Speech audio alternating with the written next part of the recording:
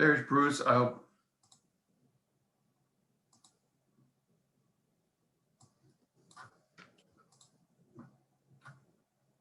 Hey, Bruce, you're now a panelist. Perfect. Thank you.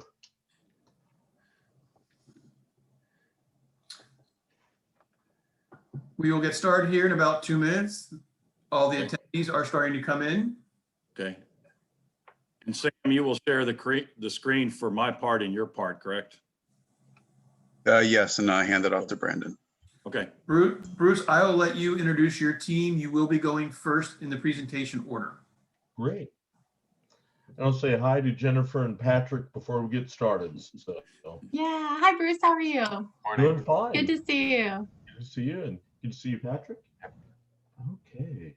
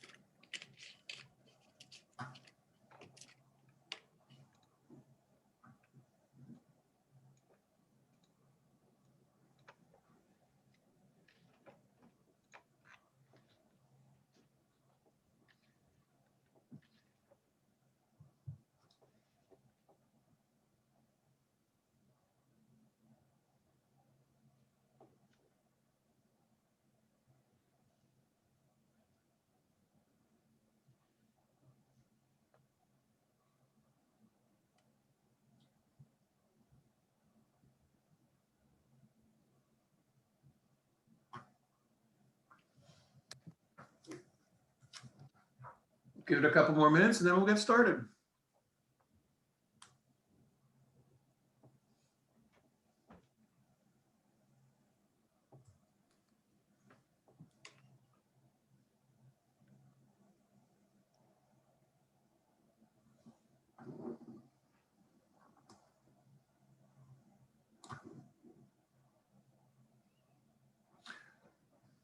Again, panelists, when we get started with the first presentation, if you would turn your videos off until you start speaking, that'd be great.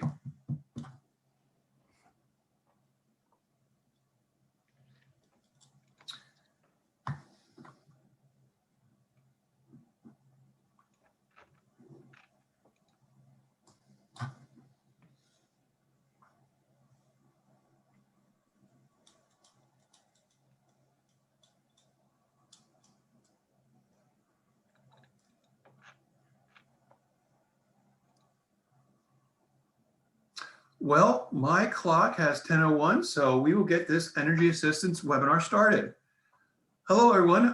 My name is Dan Nickey of the Iowa Waste Reduction Center located at the University of Northern Iowa. I'll be your host today. I'd like to thank everyone for attending today's energy assistance webinar. This webinar is funded through a grant from the Iowa Economic Development Authority's energy program. We have a great webinar today. We will be hearing from various energy assistance programs that are available to Iowa businesses in assisting them with their energy needs. They will be going over their programs and providing some examples of their assistance. We have a great agenda. The speakers today will be Bruce Dorvac and his team from the University of Nebraska, Jennifer Reitzel-Vaughn from the Iowa Department of Natural Resources Pollution Prevention Services, and Patrick Brown from the University of Illinois, Chicago. I'll give a little bit more background of each speaker right before they speak. Some basic housekeeping items. We have 35 people attending today's webinar. All attendees are on mute. The speakers will have control of their own presentations. Participants will have the opportunity to ask questions through the question and answer feature. Again, if you have questions for the speakers, please put them in the question and answer button down at the bottom, not the chat button. And the reason for that is that way we have records of all the questions. This webinar is being recorded. All slides will be available to the participants in about a week on the IWRC website, and an evaluation will be sent to all the attendees later today. If you could please take a minute to complete it, I really would appreciate it. This helps us plan future webinars and give us really valuable feedback. Okay, we are going to try to wrap up by 12 o'clock. If we go a little bit longer, for question and answer, that's fine as well. So let's get right into the presentations. Our first presenter will be Bruce Dorback, Associate Director from Nebraska's Industrial Assessment Center, and his team as well. So Bruce, I'm going to turn it over to you and your team. So I'm going to turn my video off and I'll let you take it from here. Great. Well, thank you, Dan. Again, I'm Bruce Dvorak from the University of Nebraska-Lincoln, and we're going to do a tag team presentation to try to give mix things up a little bit for the next 45 minutes. I'm going to let my colleague first, Dr. Bob Williams, who is in Mechanical and Materials Engineering at the University of Nebraska, start. He'll tell you a little bit about the larger Nebraska Industrial Assessment Center. After he goes, Sam Gormley, who's an energy engineer for the Nebraska Industrial Assessment Center, will talk some about how we operate our assessments, but also give some kind of guidance on some things as we do utility bill analyses that we learn and potentially you could also learn. After that, the technical meat of our presentation is going to be given by Brandon Yost, an undergraduate student in chemical engineering at the University of Nebraska, who's one of our student assessors, kind of some of the labor we use to help do these assessments. And he's going to share some examples of issues related to boilers and related to steam systems and water that he and his colleagues have identified the last few years and have been implemented by businesses. And then I'll finish saying a few words at the end. With that, I'm going to turn it over to Dr. Bob Williams. Thanks, Bruce. Welcome. Again, my name is Bob Williams and I'm with Mechanical Engineering at the University of Nebraska. And I'm going to be giving a presentation today in the first slides talking about the Nebraska Industrial Assessment Center. And the title of our talk is Partnerships that Deliver Energy and Cost Savings for Manufacturers Through Assessments. And the next couple of slides just show a little bit about our team. This is our team doing an assessment at a manufacturing company in Seward, Nebraska. We have two faculty members, myself and Bruce Dvorak. Sam, our full-time energy engineer. At any one time, we typically have about 4 graduate students and about 12 undergraduate engineering students from a variety of disciplines. In this particular picture, in the center, just off to the right, is a gentleman from Rutgers. They have the contract for the field management office to oversee the IEC program. And he came out and joined us on that assessment. We have a formal training class. If you want to go back one slide, Sam. We have a formal training class for our new students, the undergraduate and graduate students. It starts as a mini course in the late part of the spring semester, and then it carries on, and the bulk of the training happens in mid to late May.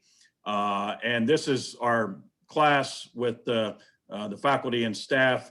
We typically get our pictures with our new shirts before we go out and we start doing assessments for the summer.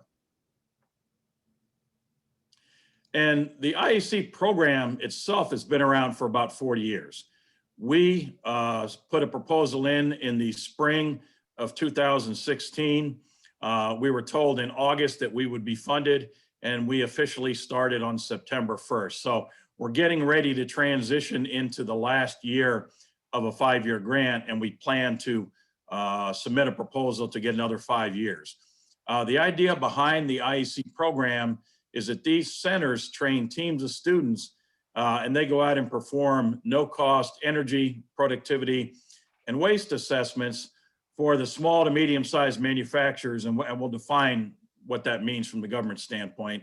And we also have the ability to assess water and wastewater treatment plants. And because of my colleague Bruce's background in that area, we typically do 3 to 4 of those per year, where some centers maybe only do 1 or 2. And this is a current map of all the IECs. I think there's 31 between the full-fledged centers and the satellite centers. And you can see where we are located. At the time we submitted our proposal, There was a center at Iowa State. Many of you are probably aware of that. And for whatever reason, they did not renew. And at the time we submitted, there was no longer a center at Colorado State either. So it was kind of fortuitous for us and for DOE that we proposed, because we now cover a pretty large section of the upper Midwest. And we'll talk a little bit about our range in a couple slides. These are the goals of our center. Basically, provide current and relevant technical assessments to the small to medium-sized enterprises in our region. Also, we enhance the energy education and student experience. And this is not just for the students that work for the IAC. I happen to teach the required manufacturing processes course. Bruce teaches related courses in sustainability, environmental engineering. And one of the things that benefits all of our undergraduate and graduate students is the experience that we can share with our classes from what we do with the IAC. We also help network the students into summer and full-time positions. One of our partner companies has just hired one of our former graduates, and that's great. That's what we strive to do. We also work with our partners, and I'll define those a little bit more, to leverage our resources and also improve the outreach to all of you, our constituents. And how do we do that? They may join us on assessments. We commonly do joint assessments with some of our utility partners. We also have questions about the utility bills, and we can then reach out to our utility partners for help with that. And Sam is going to talk about that in a little bit more detail later. And this is the map off of the main IEC website. And the little thumbnail photo to the right shows a snapshot of the different locations where we have performed assessments. Normally, IECs work in about 120 to 150 mile radius. Obviously, we can go a little further than that, but that does require us to plan carefully on the logistics of that sort of travel. Before COVID, in the previous 2 summers, we would go up to South Dakota, take a road trip and assess 2 or 3 companies up there on each road trip. We would also do another trip out to Western Nebraska, go out to the Scottsbluff, Gering area. We have done a few in Iowa. We've been as far east as Des Moines, but I know we talked to Patrick and the Illinois Chicago Center, and roughly, I think we've chosen about Highway 63 or so as the dividing point. So I'd say if you're somewhere east of Des Moines, but up to that area of Highway 63, reach out to either one of us and we can see what our availability is, and we'll talk to the other center and see what the best fit would be for going and performing that assessment. But between the 2 centers, we are committed to try to cover as much of the state of Iowa as we can.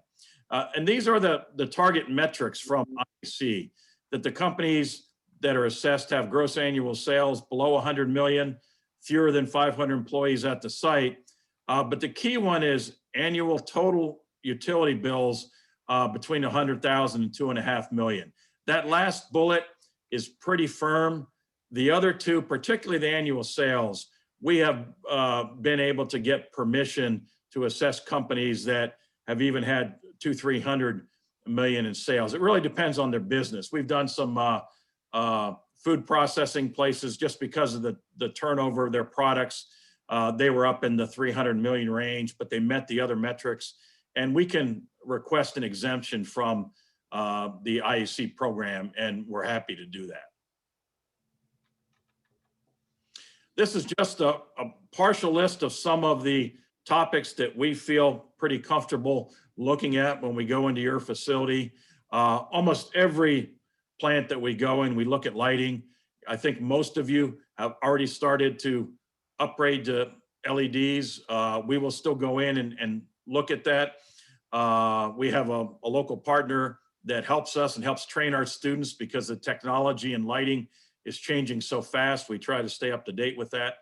We look at compressed air, VFDs, demand management, and power factor. We see that more and more, particularly when we go out to smaller towns. We look at boilers. You'll see some examples of that later. And we look at the actual processes themselves to see if we can't make certain improvements. We do look at your water usage and your water bills. You'll hear some examples about deduct meters later. We look at insulation, cooling towers, chillers, and then we have various data loggers that we can bring with us. In some cases, we can leave those at the facility and make arrangements to get those later, and that will help us perform our technical assessment. And these are just some of our types of partners and collaborators. One, it would be very difficult for us to operate without having a good relationship with our utilities. We work very close with LES, the Lincoln Electric System. They actually have account representatives specifically assigned to some of their larger clients. And they have been very good about helping recruit clients for us, going along on the assessments with us. We also work pretty close with NPPD. MEAN is a group that's a electricity wholesaler that we find sells power to some of the very small communities, and they've been very helpful. Their engineer has gone out with us and helped us, particularly things related to power factor lately. We also work very close with MEP, the Manufacturing Extension Partnership. As some of you may know from the Iowa or other MEPs, they're funded by NIST. We work very closely with them. We partially fund some of their staff. They recruit for us. We do joint events, webinars, things like that. We also work very closely with the Nebraska Department of Environment and Energy, and that's new. You may have heard of them in a different form. They were NDEQ and the Nebraska State Energy Office, and they merged about a year ago. And then we have some energy service providers. IC Energy Solutions, they're our lighting partner, company out of Omaha, Asset Environments. They help us when we look at chillers and coolers.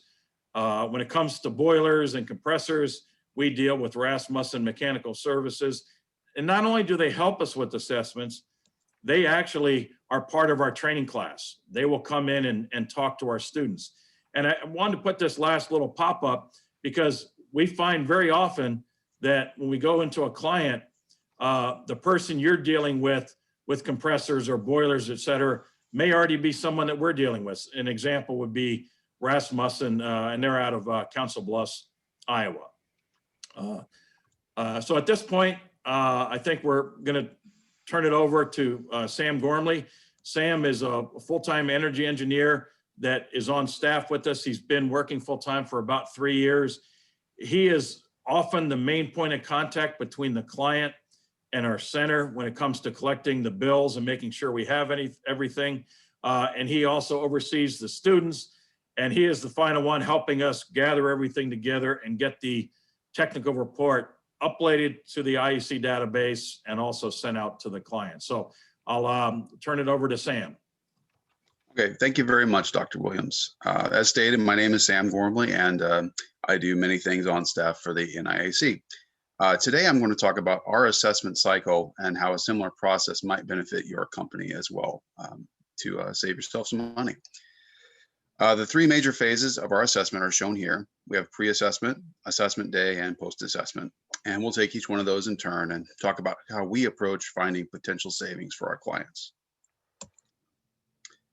Before we start anything, we try to get a feel for our clients. What do they make? How is it made? Are they a global corporation? Or are they locally owned family business? These questions and more help us to know about the company and help us to relate to them better. Getting utility data is the most important step for us early in the assessment process. The bills don't have to be completely current, but they shouldn't be too old. 1 year of bills is fine, but 2 might be helpful, especially if there has been any significant process changes during that time period. It helps us compare the old with the new. Digital copies of the physical bills are preferred so we can analyze all the fees and see the raw billing numbers. If we're authorized, we can actually speak directly with utility providers to get data that might not be immediately available to our clients. This includes 15-minute interval data, and we see this more often in rural areas where the utility might not be as thorough in giving the numbers to their clients. Once we have the data, we can actually begin our analysis. And it all begins with a spreadsheet. We import the raw data from the actual bills to a spreadsheet. And here we can actually verify the billing structure by trying to recreate the billed value from the given data on the bills. If there are any discrepancies, we usually need to contact the utility company to get a better idea on how the rate structure applies to that client. The result of this step, if we're able to fully explain the billing process and the major components of this, many companies have never gone through this and they find this analysis helpful. As you can see here at the very bottom, and I know it's very small, there is we spend some time to actually calculate the actual average value of of each utility that we're looking at. We've seen other analysis groups use rule of thumb values like 10 cents per kilowatt hour for their calculations. But because we actually you do the legwork and get actual billing numbers, our results will likely be more accurate. We also make sure to balance our analysis to include the total cost of utility. Especially for water, it's easy to leave out the cost of heating, chemical treatments, or other on-site waste treatment. By graphing the data, we're able to find trends that can be helpful in understanding energy usage at a plant. What is shown is a simple natural gas trend showing increased heating over the winter, corresponding with the heating degree day value. Nothing too surprising, but it's important to see these trends. Other trends we often see are electricity being driven by cooling needs during the summer or increased energy usage during peak production seasons. This is actually a graph of 15-minute electrical demand data over the course of a month. Using this and different kinds of breakdowns, we can find out how a large facility's build peaks when they happen and how big they are. Knowing this information, we can investigate large cost savings, sometimes only by suggesting a slight change in operations. For example, we often look at if there's a fire pump on site or other large equipment that's used to test things at only small amounts of time, we can recommend moving those to off-peak times to lower the main peaks during the day. Just from our initial analysis, we may begin developing several potential recommendations that also may benefit your facility as well. As we review the utility rate structures, we may find a different billing category may be more beneficial for a client, and they could discuss that with utility providers. That alone can lead to savings sometimes. At a few facilities we've seen so far, we've found water values to be inconsistent or unusual. As in this example, the blue and orange lines represent inflow and outflow. When we estimated the cooling tower evaporative losses and didn't see that reduction in the billing, we recommended a new outfall monitoring sensor, which has led their facility to reduce their sewer fees significantly.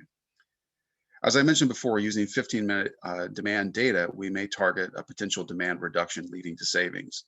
In many cases, an average peak demand reduction of 50 kilowatts can yield a savings of $7,000 a year or more, depending on the local demand rates. Additional fees we may investigate at this point are late fees, excess kVAR or power factor fees, and excessive utility fees due to rate structure. After we finish our utility analysis, we meet as a group to discuss our preparations for the assessment day itself. This includes researching processes we may not be familiar with, looking at similar assessments performed by other centers, and planning which tools we'll bring to help us gather data during the assessment. As you can see, the equipment we have lets us gather data to help us analyze a wide range of potential recommendations. We use the thermal imaging camera and the ultrasonic air leak detector at almost every facility we visit. If we have the need to monitor data in a longer time span, we do have several data logging options, as Dr. Williams mentioned, including measuring water flow, temperature and current, as well as true power. We're able to conduct our energy assessments in a single day. We take a small team of 6 to 8 active students and staff, but due to COVID, we've had some active participants taking place over Zoom. We usually arrive at a facility between 7 and 8 and leave between 3 and 4. Initial meetings with key contacts cover basic information about our center, but also give the facility a chance to give us some of their relevant history or safety training, basic information, different things like that. The exit interview in the afternoon is more of a discussion of our initial findings and assumptions. Using tools and experience we've developed over the course of 50 plus assessments, we're able to give some pretty accurate initial estimates of both recommendations we expect to put forth and potential savings of those. We've been to many places where they've decided to involve their available upper management during the afternoon meetings to hear these findings. As shown, these meetings were usually done in person at the beginning and into the assessment day. But due to adjustments due to COVID, we've been conducting these meetings a day or two before and after the assessments using video conferencing. And we'll actually likely continue to do these meetings virtually even after the pandemic because it's been so effective at streamlining the actual assessment day itself. Between these meetings, we'll often take a short tour of the facility, focusing on the big energy users or other areas of concern. And after that, we'll start gathering data. We'll put together a small plan of what things we'll likely want to investigate and start gathering the relevant data that we'll need. About 1 to 2 weeks before the assessment, we send out an email to confirm necessary logistics as shown on this list. We bring our own safety equipment, including hard hats, safety glasses, earplugs, high visibility vests, and steel toes. But some facilities have additional PPE requirements beyond that, and we will comply with whatever requested. Also, due to COVID, our procedures and precautions have been updated and adjusted to protect our team and the facility staff we come into contact with as best as we can. Within approximately 2 weeks after the assessment, our lead student will send some questions to our key contact. We do our best to gather all the data we need on the day of the assessment, but there's always additional questions or missing pieces of data and things like that that we need to follow up with. Once we have all the data, our students perform a full analysis of our assessment recommendations and produce a report for the client. We aim to make this as concise and readable as we can, but fully transparent. These are not completely engineered solutions that we have, but more of a set of ideas with what we feel are reasonable estimates of potential savings and potential cost of implementations. The report starts with a page that looks something like this, which is an executive summary and a table with a brief summary of our recommendations. This example from a recent report has 10 separate recommendations that we made. We call them ARs. If I refer to an AR, that's what I'm talking about. But as you can see, it has the resources we save, the annual savings, the expected capital investment, and an idea of a simple payback period. Also in the report is a summary of the utility analysis we performed. As you can see here, we have narrative sections and plenty of graphs to hopefully convey our findings concisely and in an easy way to understand. The main portion of the report are the individual recommendations. This is a sample page, and as you can see, we have a narrative explaining our process, but it is supported with mathematical equations based on our gathered data. We strive to make these sections as easy to read as we can, but still making them fully transparent, so you know that what we're suggesting is based on data that we gathered. We feel doing this is the only way the report can be used as a helpful tool in deciding whether to implement or follow up with our recommendations. The last requirement of the report is a follow-up survey. This is simply to determine if our recommendations were implemented or plan to be implemented at your facility, and why or why not. And that finishes my part of the presentation. I'll hand it over to Brandon Yost, who is a senior in chemical engineering and has been a student intern with the NIAC for 2 years. He's going to show some common recommendations we make in the areas of boilers and water reduction that we feel could benefit your facilities as well. Thank you, Sam. As said, my name is Brandon and I'm a senior, and I want to go over some case study examples of stuff that we've seen over the last couple of years on a boiler, some steam traps, and then some different ways of water reduction. So first, working with our partner Rasmussen, which was mentioned earlier, we know that a boiler is only efficient when it's turned off. However, there are some ways to increase efficiency of a boiler, and one of the most commonly known ways is an economizer, which is a special type of heat exchanger that's used to transfer heat from a flue gas to the water entering the boiler. Therefore, the boiler doesn't have to use as much energy to create the steam. One of our clients, which was an ethanol plant that we're at, we noticed that they had a boiler that was running without an economizer. So looking at it, we also know that every 40 degrees that you can take off the flue gas results in about 1% savings on the gas usage by the boiler. To find the temperature of the flue gas, there's a couple different pieces of equipment that we can use.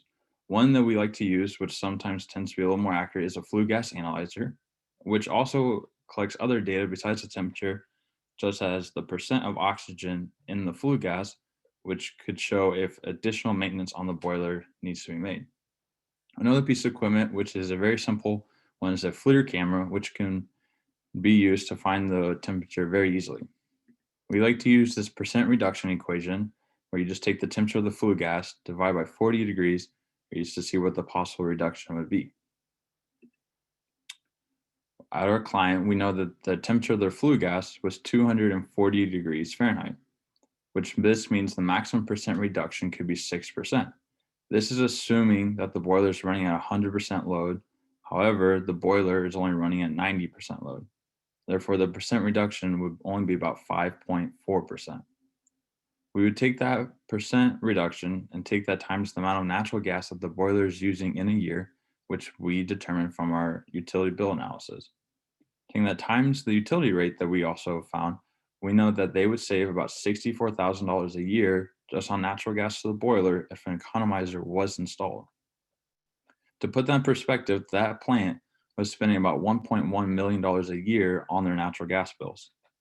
Accounting for the cost of the economizer and the maintenance to install it, we calculated a payback period of about 1.4 years. Another one of our clients, we were looking at some steam traps. And steam traps are well known for filtering out different condensate within the pipes. They have a lifespan about 5 to 7 years, and they're known to fail in about 2 different ways. They either fail open, where you just lose a bunch of steam, or they fail closed, which results in a reduction of heat transfer and missing out on valuable heat. From the Department of Energy tip sheets, we know that about 30% of steam traps can fail if they're not checked and maintained within 3 to 5 years of use. There's a few different ways to check these. One of the most commonly is temperature, or you can go and check the sound of it and hear for leaks, and then there are different visual cues that will show if it's working or not. They recommend that you perform this about once a year. Another piece of equipment that we like to use, again, is the FLIR imaging camera, as it's very easy to see the temperatures. On the screen this would be an example of what the DOE tip sheet for the steam traps looks like. The URL, which you guys will get in this PowerPoint, is to the DOE's website that has all their different tip sheets, from pumps to motors to process heat and compressed air, where we believe you guys could find some helpful information for possible ways to find savings throughout your facilities. This would be a photo of what a functioning steam trap would look like using the FLIR imaging camera. As you can clearly see, there is a difference in the temperatures between the two pipes showing that the steam trap is working properly. One that's not working properly would be one where the temperatures are basically identical on both sides, which is a loss of heat transfer and is missing out on the valuable heat that was spent. With steam traps that fail, there's a couple of different ways to find savings in fixing the steam traps.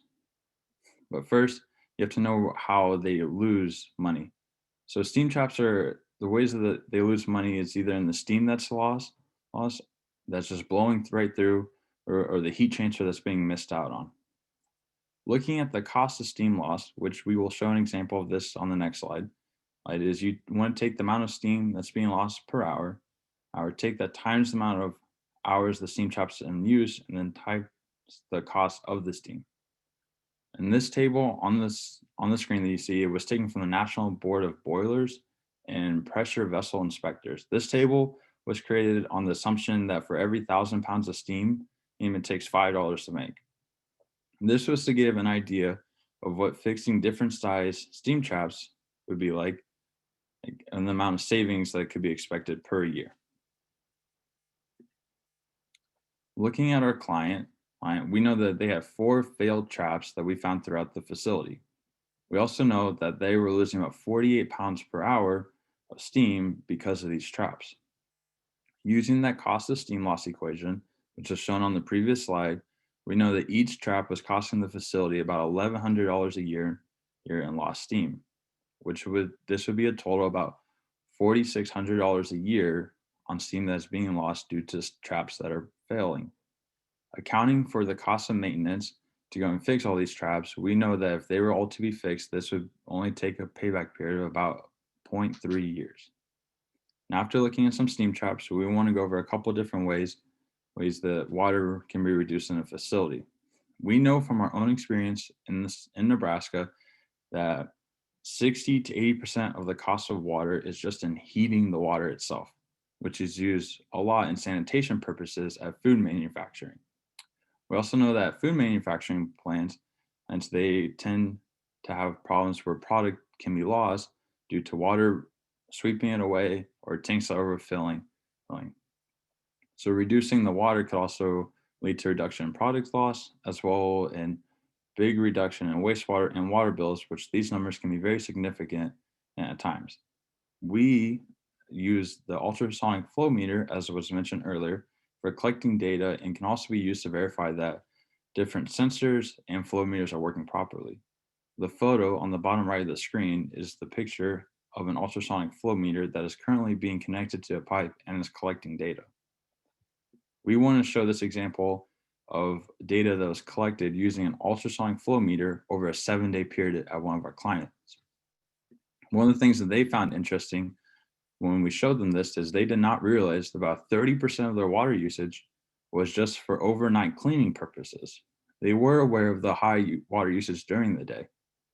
They also thought it was really interesting the amount of water that is being used at Sunday at 6 a.m., which is clearly seen on the graph.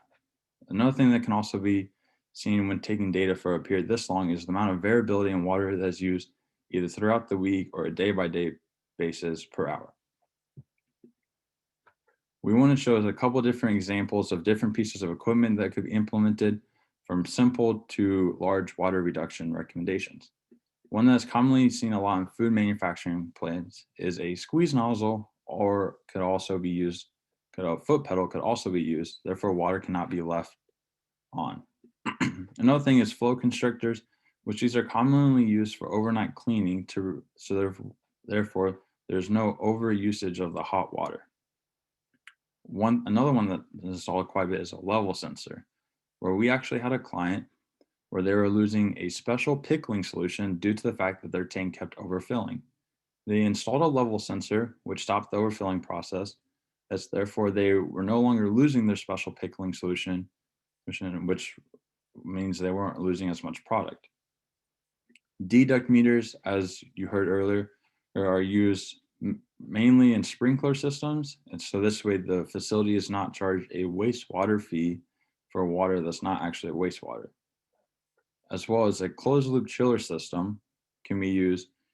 And we had a client, which was a rubber manufacturing place, where they had a water cooling system where they were cooling off a couple of different motors and then sending the water straight to the drain. So they were being charged a wastewater fee, and they wanted to possibly replacing the whole system with just a closed loop chiller. And that's actually the example that we want to show here. So looking at that facility, we know they're using 62 gallons a minute to cool 2 different mixers. With the water that was being cooled, it was sent directly to the drain, which means not only were they being charged a water fee, but a wastewater fee as well, which led to large water and wastewater bills. The facility also knew that their water and wastewater rates were about to increase, which led to them wanting to look at possible ways to reduce their water. So we wanted to look at a closed loop chiller system. So the first thing we had to do was decide what size of chiller they would need. We calculated the heating load using the equation that is seen on the screen, and we found that they needed a 30-ton chiller. The graph that you guys see on the right shows what the path of water would be, which it would leave the chiller, go to the mixers, and then be returned back to the chiller. Therefore, all the water is conserved within the process. Looking at the amount of water they would use annually about 4.6 million gallons a year. And this was calculated using the 62 gallons per minute that we found earlier and the hours of operation that we got from the facility. Knowing that the chiller recycles the water, or the amount of water that would not be nearly as much as 4.6 million. Using the current rates before they increased, we calculated that their water cost savings would be about $10,000 a year, as well as an additional $16,000 in wastewater savings. We would expect these numbers to increase once their utility rates were increased as well. Knowing the size of the chiller that is recommended, we were able to calculate how much electricity that chiller would use. We want to add that into the savings as we know that the chiller costs money to run. We know that their total savings will be about $24,000 a year, which again, we would expect that number to increase as once their rates increase, which would lead to a total simple payback of about 1.9 years. Now I would like to turn this over to Dr. Dvorak, our Assistant Director, to finish off this presentation. Thank you, Brandon. I'll finish off with just a few kind of comments, and then we'll go to questions. One thing I'm going to mention, and I'm going to go ahead and put in the chat, is URLs, both where you can find the Department of Energy tip sheets. Those are really useful. We use them, and some of you may find them helpful too. Also, during the pandemic, we've worked with our students to put a series of videos together. Although these are more aimed at food processors, I think most manufacturers could benefit from them. Just listing some common ways of identifying possibilities for reducing energy use. These videos tend to be 3 to 5 minutes long. So if you're interested, feel free to go to the URL and take a look at these. We're going to be updating these a little bit over the next month. I'll go ahead and go to the next slide. Thank you. And I'll just finish up that if you are interested in working with us, we'd love to communicate with you, love to kind of explore having an assessment. You can contact me, or it's probably better to go through my colleague who started this out, Dr. Bob Williams, and I'll just kind of leave that there. Dan, I'll turn this back over to you to kind of help coordinate how you want to kind of manage the questions. Okay, Bruce, thank you and your team for that great presentation. We do have 2 questions that have come in. Well, one of the questions just went away, but what is the one question is, what is the average cost to purchase a FLIR camera? Bob or Sam, do you remember the cost? I believe, go ahead. I was going to say, I think we spent about $5,000 or $6,000 for ours. But that also include an educational discount. I think that was on the order of at least 25% or something like that.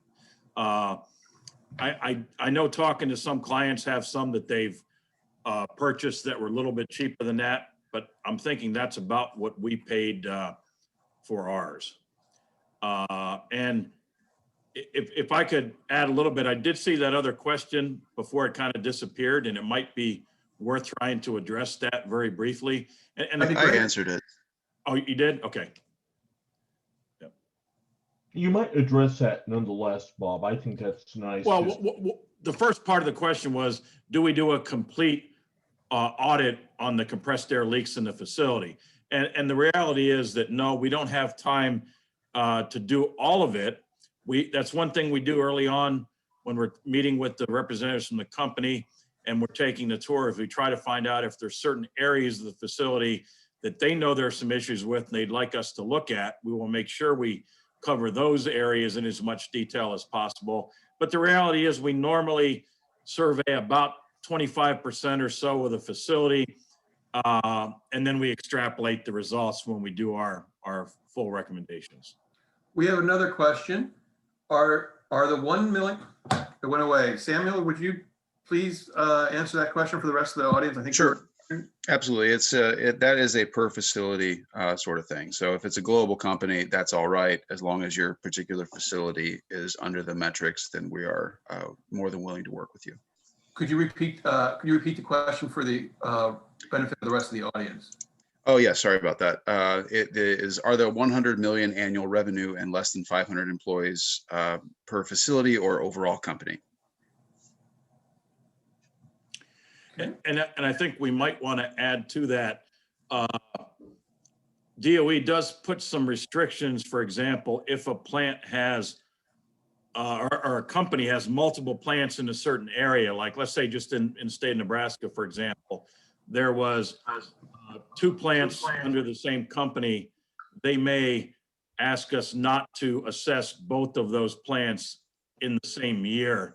And it's one reason that when we schedule a plant through the IEC database, the field management office will look at that to make sure that there's a nice, basically distribution of resources throughout the program. We have another question. Just confirming that these assessments are completely free to the facility except for their employees' time? That is correct and very insightful. We need some help, and that's really the cost. Help understanding the system, help kind of answering questions and guiding us during the day. Okay, do we have any more questions for the team from Nebraska? I may, if I can just throw one other detail out Sure. on the 100 million annual revenue, 500 employees. Post-pandemic, we may be able to go a little bigger. We will want to talk with you. We'll need to talk with the Department of Energy. But there's part of the reason we have that limit is we don't want to have to cover too much ground in a given day. So sometimes we'll work with the facility to kind of say, is there a portion of the facility we can do in a given day? But, you know, don't let that kind of size alone not reach out to either us or the Illinois Center. Well, I want to thank you guys. Please stick around to the end if you don't mind. So if there's any other questions, we will have another opportunity. But we will be going into our next presentation. Jennifer Reitzel-Vaughn is a program planner and technical staff member with the Pollution Prevention Service Program of the Iowa Department of Natural Resources. And she'll be talking about their program in Iowa and some of the things that they've done. Jennifer, I will share your, if you could share your screen with the audience. There you go.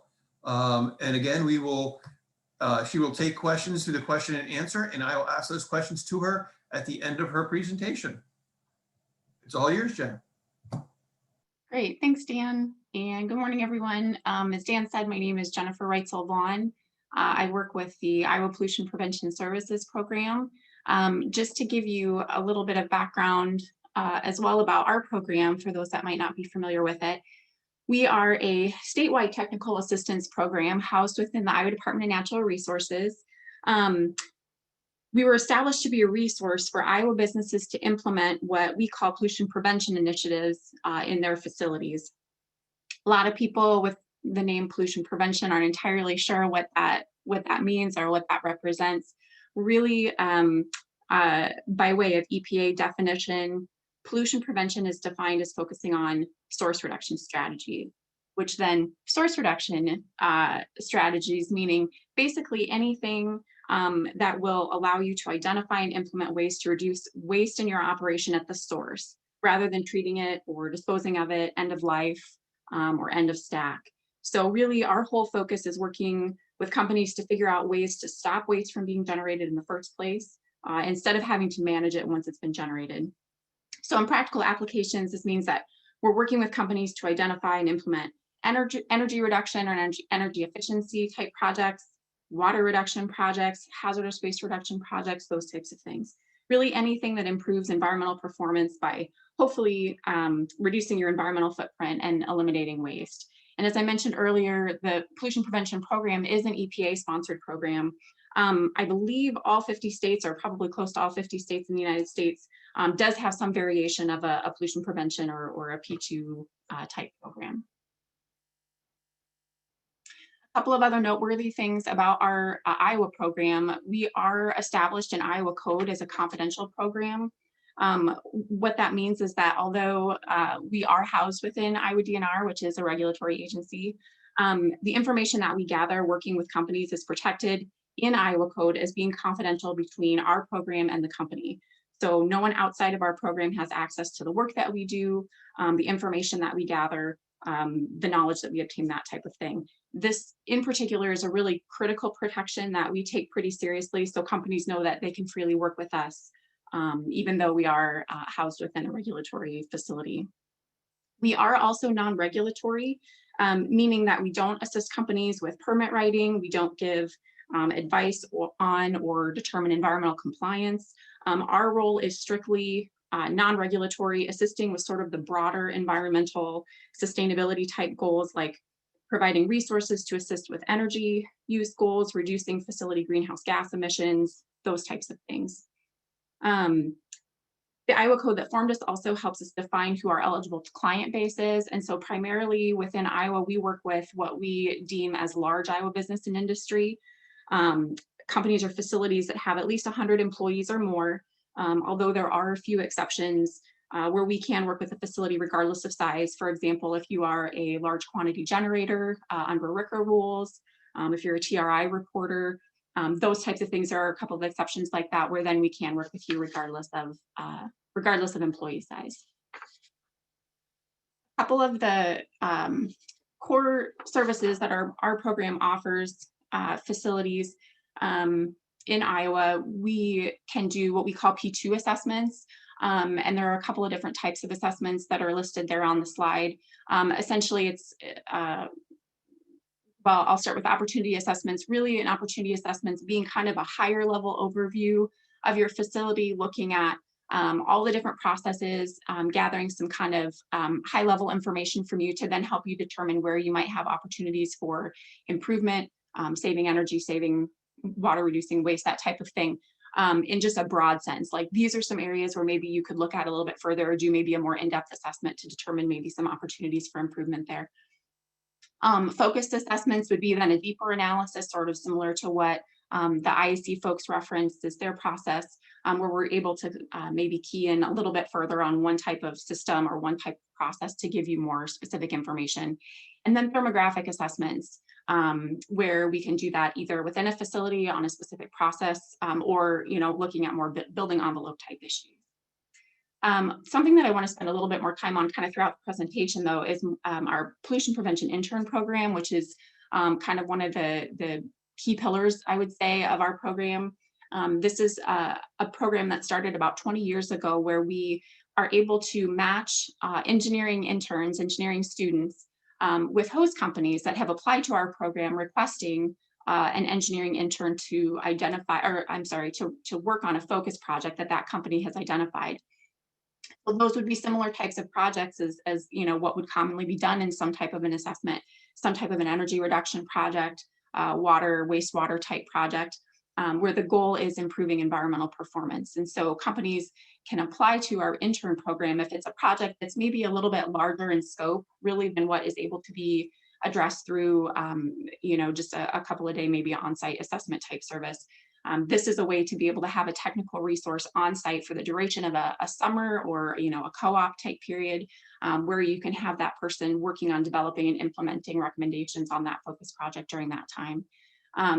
In the 20 years or so of the program, I think we're standing at just over $109 million in implemented savings that our interns have been able to save companies. So it's been able to have a meaningful impact on Iowa companies.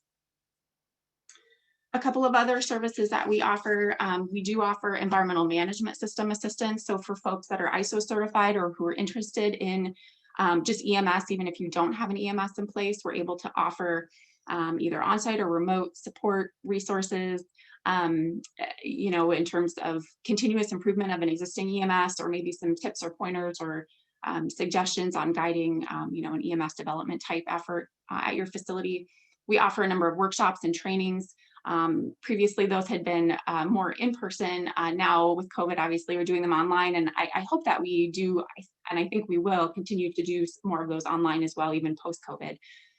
We will cover compliance assistance topics through our SGP workshop series that some of you may be familiar with. We cover pollution prevention topics, sustainability topics, and also environmental management system support and topics. Finally, we do have ongoing P2 technical support that's available. So just for those one-off type questions where maybe somebody is looking for some case studies, some guidance documents, and best management practice ideas, those types of things, you can receive those through our program, either through direct email requests to us, where we're able to do some research and send some materials back to you, through an online resource that's actually a national resource called the P2 Info House. The link will be present there in the presentation, and is also accessible through our P2 Services website. And then also through kind of a new program that we have as far as equipment availability, which I'll be talking about here in just a bit. So one of the things that I just kind of wanted to touch on here to kind of get started is just some of the things that we notice as we work with facilities, some of the challenges as it would relate to energy projects that we see. One of the main things that we notice when we work with companies is just that they struggle with having a lack of data. And I think the IAC folks touched on this quite a bit in their earlier presentation, just needing to be able to better understand what their actual usage is, obviously from a facility size or a facility level, but really too more meaningfully on maybe a process level or an equipment level. Being able to kind of have a good idea of specifically what this part of your operation generates in terms of energy use, whether it's your compressor system or your boiler system or whatever that is, being able to really understand the data and the usage information from each of those individual processes is really important. A lot of the assessments and intern projects that we do with companies when we're looking for more system specific data, a lot of times that's what they're hoping to look to us, particularly with our intern program, to help them generate and get a better understanding of. Also, I think challenges can sometimes be site-specific considerations, and this kind of just gets at the challenge of knowing if a possible energy efficient solution is going to work for your specific facility, for your specific operation. There are a lot of fantastic case studies out there, a lot of different strategies on different modifications that can potentially save energy. But how do you know if they're going to work for your facility, for your particular operation, for the type of equipment that you're running? If so, how in practice will they work? Will you need to modify the equipment or the process to get it to fit your operation? Those types of considerations. So sometimes there's a little bit more legwork there. Time and staff resources available. Obviously, most companies around these days don't just have, a lot of technical staff people with a lot of free time on their hands to be able to look into maybe some of these opportunities a little bit further. In Iowa, in particular, cost of energy, the next bullet there is sometimes an issue. Relatively, lower cost of energy in this neck of the woods versus maybe on the coast. And so sometimes some of those energy projects don't necessarily have the same type of payback as maybe they would in other areas of the country. Additionally, maybe some budgetary or economic barriers that the companies might face.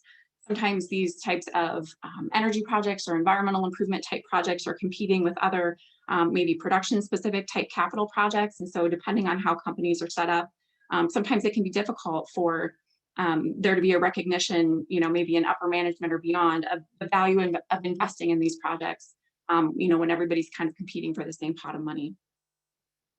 Finally, just technology availability. So is there technology out there to be able to do what you need it to be able to do to, maybe recover that heat or, implement that particular project?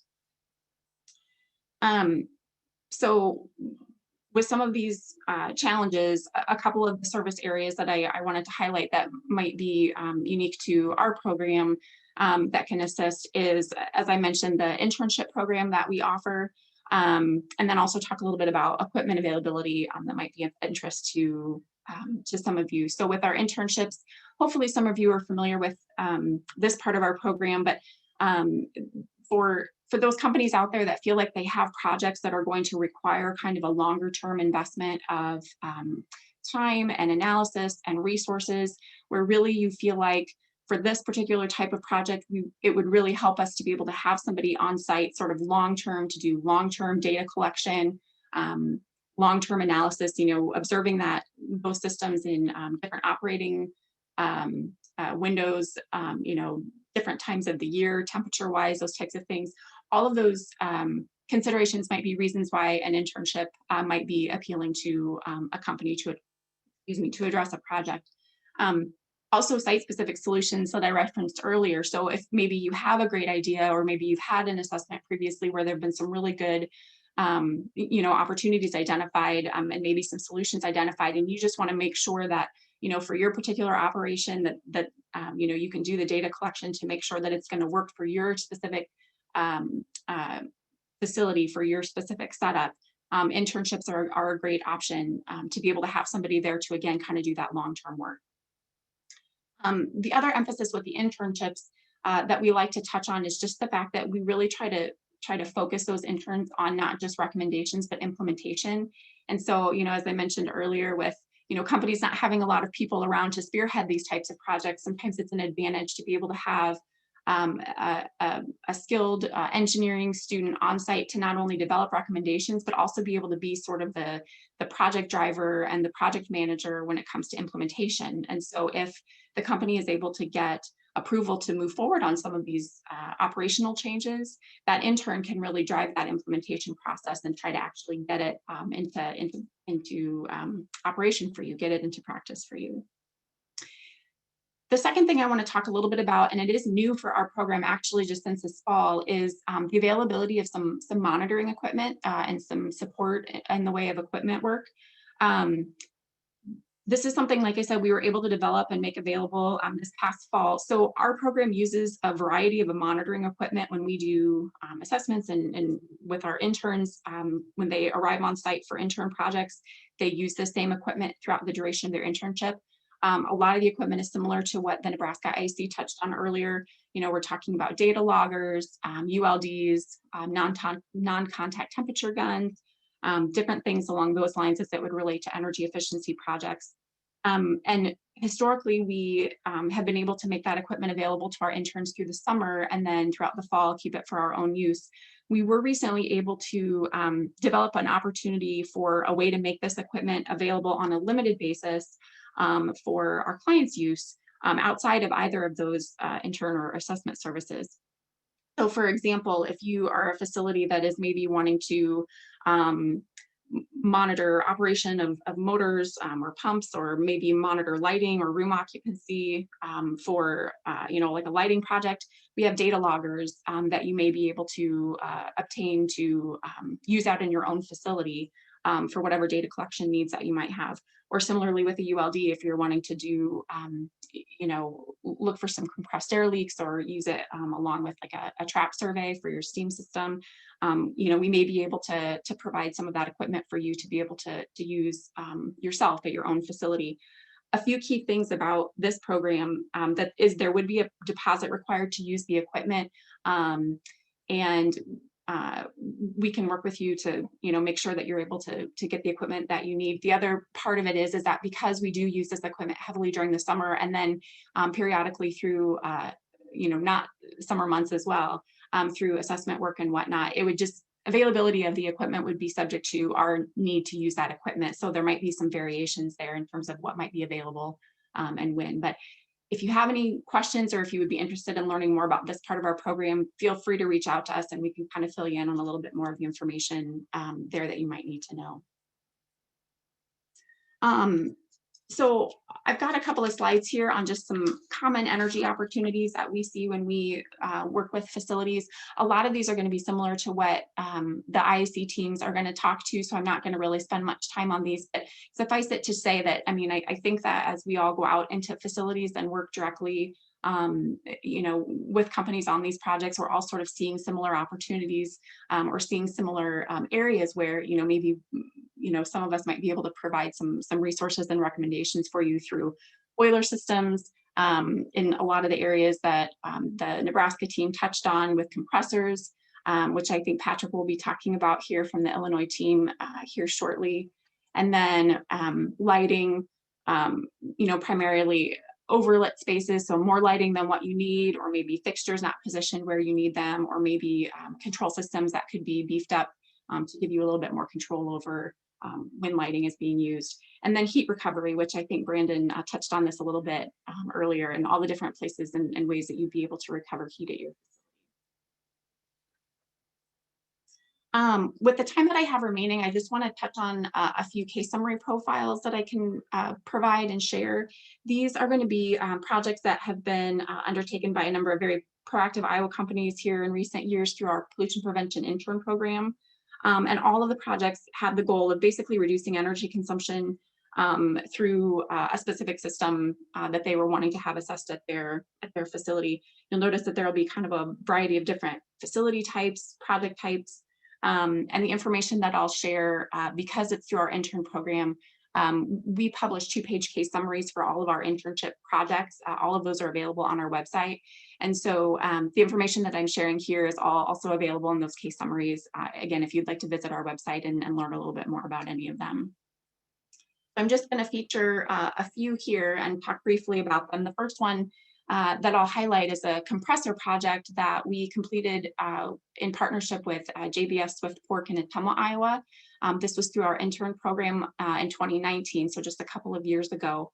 And the JBS plant in Ottumwa is a pork processing facility, and they were wanting to obtain an intern for the summer to do an intensive assessment of their compressed air system, and really focusing in on identifying leak detection, a leak detection program, end use applications, and then just in general, any opportunities for optimizing their compressed air generation overall. So a few opportunities that the intern identified while they were on site. He looked at a recommendation of potentially rerouting their inlet air ducts.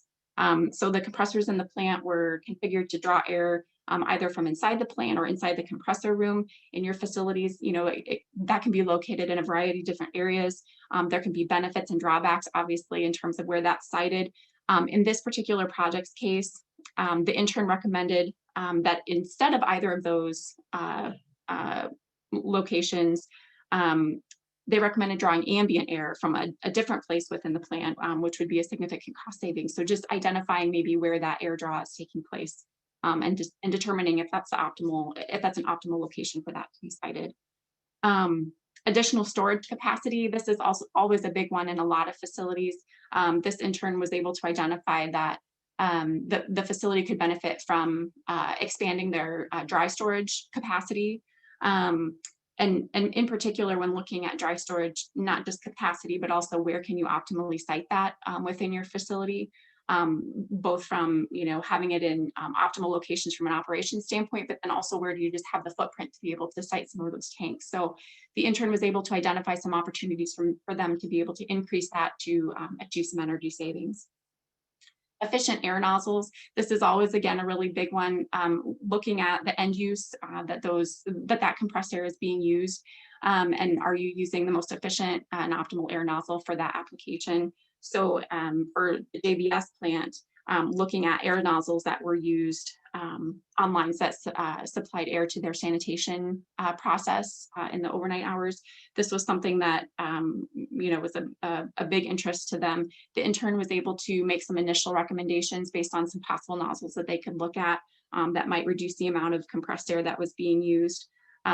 Sometimes that can be a little bit tricky to identify, you know, an ideal nozzle for your application. And so again, another way where in this case, an intern was kind of able to take the lead on that, test out some different options. And I think, you know, recommend ultimately the one that they thought might be of best use for that facility.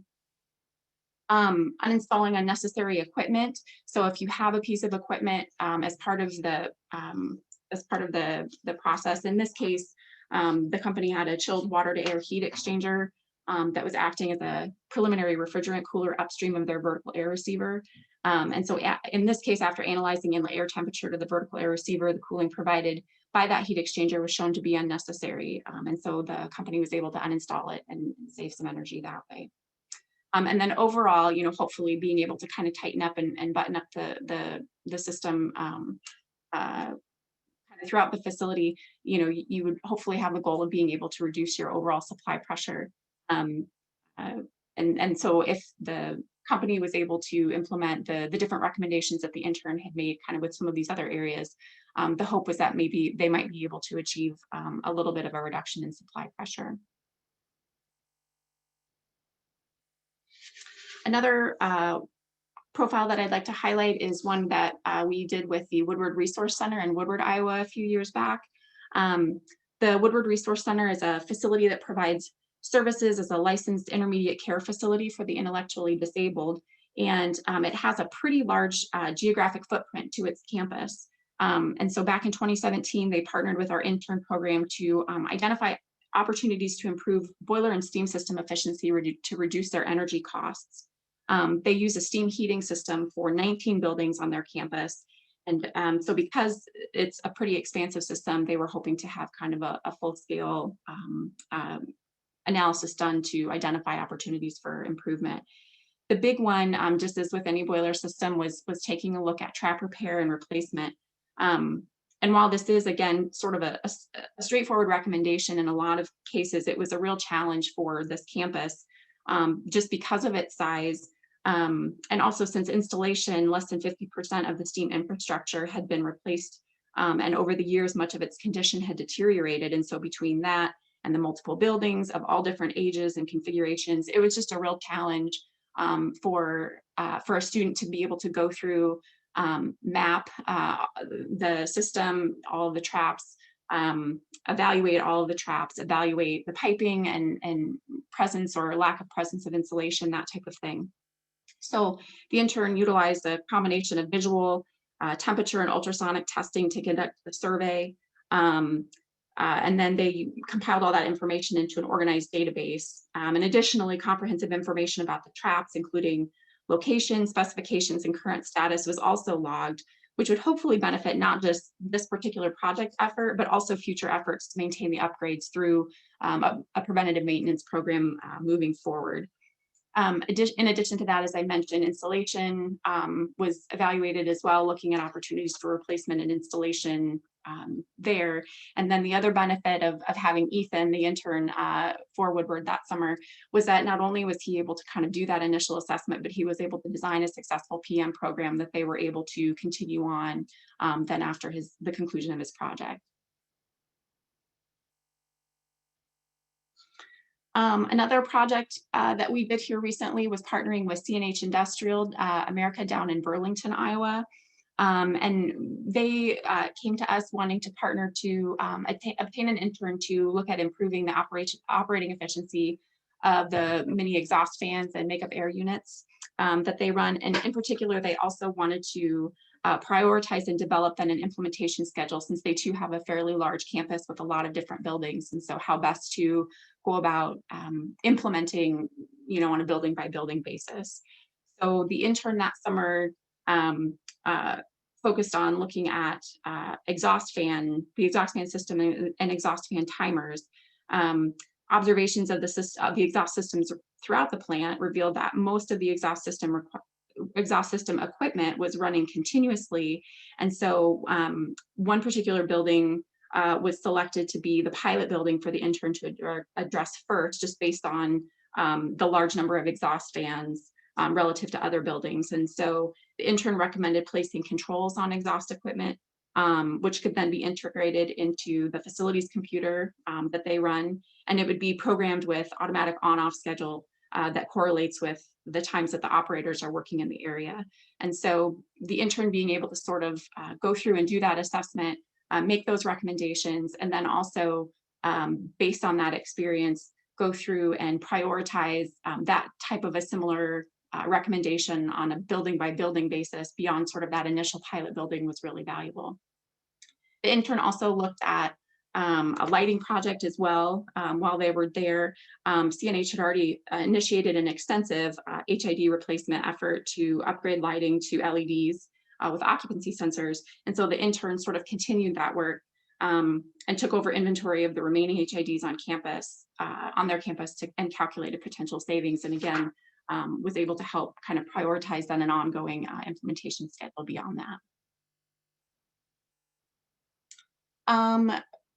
Another project to highlight here is one that we actually did with a more commercial type facility, a non-industrial facility, Principal Financial Group here in Des Moines, Iowa, or their main headquarters here in Des Moines, Iowa. And they had partnered with us. They do quite a bit of energy conservation work throughout their campus, but they had partnered with us specifically to hopefully review some internal processes and procedures on energy consumption and focus in on energy opportunities in their on-site cafe. their employee kind of cafeteria, cafe area. And so I thought this was a really good example of a project where, you know, a cafe or an employee cafeteria type environment might be a spot where that could be overlooked maybe relative to other more larger scale systems, or, you know, an industrial environment, larger, you know, process operations. But there can still be energy savings to be had in these types of spaces as well. In particular, this intern identified a number of control improvements that they were able to make through some of the appliances that were located in the cafe, the walk-in coolers, the dishwashers, the large screen TVs, which had previously been on 24/7, you know, kind of throttling that back and putting controls in place to make sure that those types of appliances are only running when necessary. And he also looked at some different ventilation system improvements, again, exhaust fan controls and those types of things. So just a good example of maybe an unlikely area that might still be worth taking a look at for energy savings. I won't touch on these as lengthy of a process just in the interest of time, but feel free to take a look at these case summaries online and get a little bit more information. We had partnered with another company, Zoetis, up in Charles City, Iowa, an animal health medicine pharmaceutical company, and worked with them on evaluating efficiency of their chilled water system. Chillers and chilled water systems, as alluded to in the earlier presentation, is a big area for potential savings. And so this intern was able to look at optimizing some things with their system to save some energy.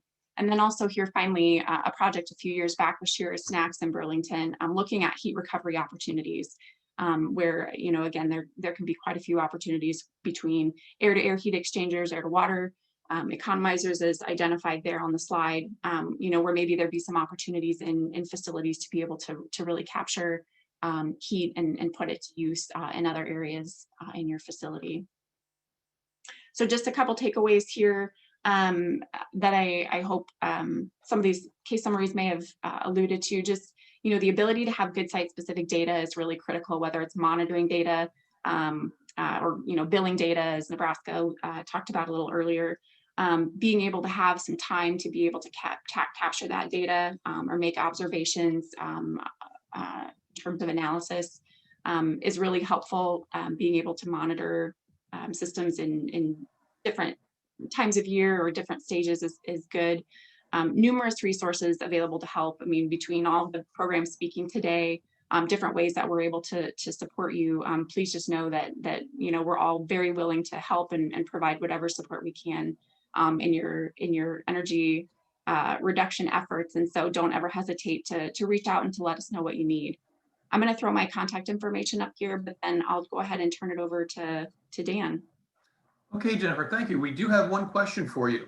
And have any questions, please put them in the question and answer function for the webinar so everybody else can see them as well.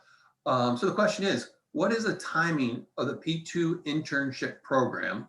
Meaning, when are applications, projects submitted due, and how long would the intern be allowed to spend with the company?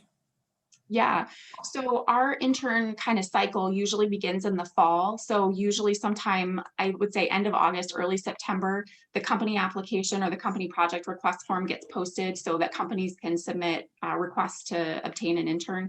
So I would say usually between, say, like September and December is kind of the sweet spot in terms of us being able to work with you to develop your request and hopefully, you know, pick up your project for an intern.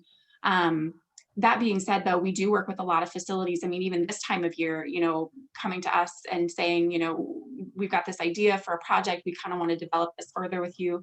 And so we can certainly work with companies to develop those projects kind of even during time periods where, you know, if I was working with a company, say like right now, you know, or February, March, we probably wouldn't be able to pick it up for the upcoming, you know, 2021 intern cycle, but we can develop that project with you and then have it ready to go so that you would be able to submit it first thing in the fall to request for the upcoming year. And then as far as the amount of time the intern's on site, it is a pretty traditional internship type project. So the options would be a 12-week project, which would be a summer internship going from end of May usually until like mid-August. So that would be summer months then that the intern would be available. Or like I said, we do offer kind of more of a co-op type option where it would be starting again kind of late May. So it would start in the summer and then it would run through the students' fall semester. So it would be kind of late May through, November time period. Okay, we have another question. What are the costs for the various P2 programs to the facility? So the internship program specifically does have a cost so I should say the standard cost is $6,000 per 12-week term. So you would pay, if it's an internship, a 12-week internship, it's a $6,000 cost share. If it's a co-op, it would be a $12,000 cost share. That being said, however, we do offer a discount for companies that are partnering with us for the first time, just to make it a little bit easier for them to maybe want to try the program out and see how it works for them. So if you have never partnered with the program for an intern in the past, then we cut that first 12-week term to a $3,000 cost share. So it would be $3,000 for your first time, and then traditionally $6,000 per 12-week term after that. Okay. Well, I'm not seeing any other questions. Thank you very much, Jennifer. Our final presenter will be Patrick Brown. Patrick is a senior engineer at the Energy Resource Center, which is a nonprofit organization that is part of the College of Engineering at the University of Illinois, Chicago. He currently serves as the Assistant Director of Industrial Assessment Center located at UIC. Patrick has a professional engineering license in mechanical engineering and is a certified energy manager. Patrick, I will turn it over to you. And again, if you have questions for Patrick, please put them in the question and answer feature and we will address them at the end of Patrick's presentation. Let me just go ahead and share my screen here. Can you hear me all right, Dan? Yes, we can. All right. Okay. So thank you, Dan, for the introduction. Again, my name is Patrick Brown, and I'm the Assistant Director at the University of Illinois Chicago's Industrial Assessment Center. I just wanted to thank Bruce and Nebraska for going over a lot of the basics of the industrial assessment centers. I'm not really going to touch on that again. I just wanted to say that the UIC Center works in a very similar fashion, has very similar processes, and we'd be happy to help you in pretty much the same way. Moving forward here, today I'm going to talk about compressed air systems. Let me see if I can get these slides to move. There we go. So one of the things I want to talk about is the compressed air. There's so much information, so many little details that you could spend all day on it. And since I've only got about 30 to 40 minutes here, I'm just going to kind of dip my toes in the water and do a wide spectrum, try to get as much as possible without getting into too much depth. So if you have more questions, feel free. You can either ask them at the end, or you can shoot me an email and I'd be happy to answer some more specific questions. But let's get started here. So compressed air is, it's really important. Every industry is different. Every plant within every industry is unique and uses different equipment and processes, but almost every single plant will use compressed air in some shape or form. In my career,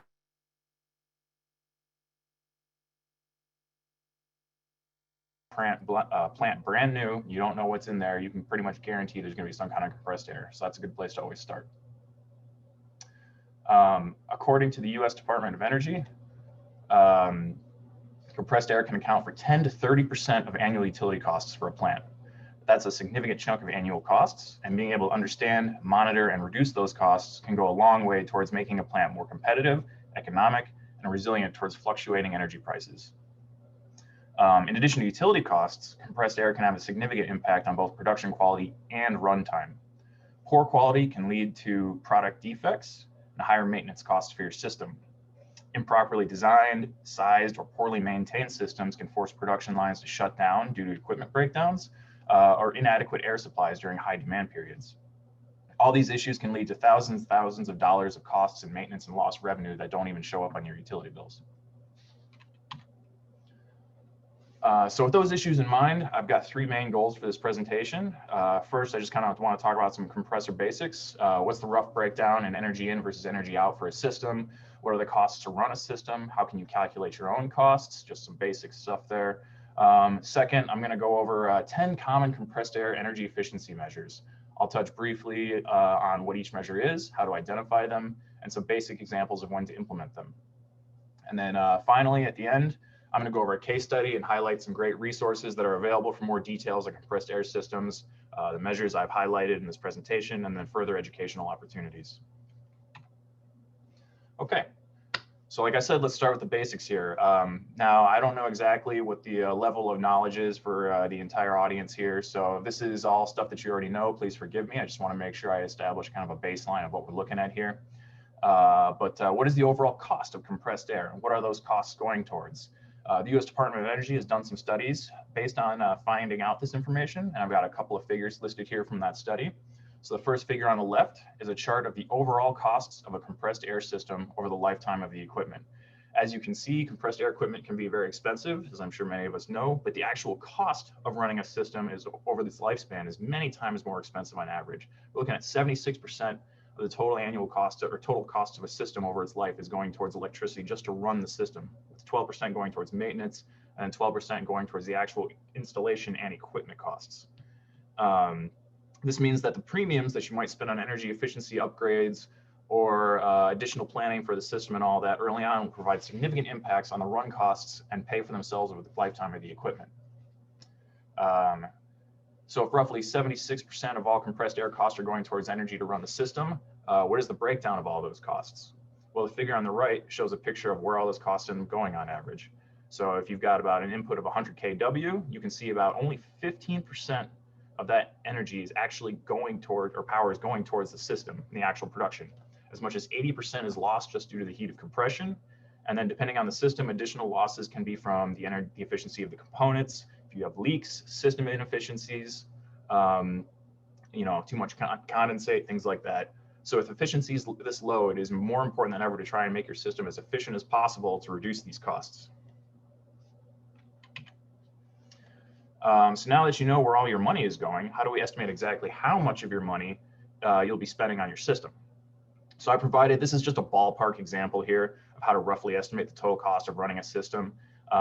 This is not going to take into account, like, you know, if you have a lot of leaks or things like that. This is just kind of an ideal state system here. So what we've got here, let's assume we have a compressor rated at 215 brake horsepower. This compressor runs for 6,800 annual hours and it's fully loaded and estimated 85% of the time with an efficiency of 95% at full load. It's going to be unloaded the remaining 15% of the time, and it'll use 25% of the full brake horsepower of the compressor at an efficiency of 90% while it is unloaded. Our electric rate will be 5 cents per kilowatt hour. So for the calculation, I know it's a pretty big equation, but I promise you it's really not that hard once you have the numbers.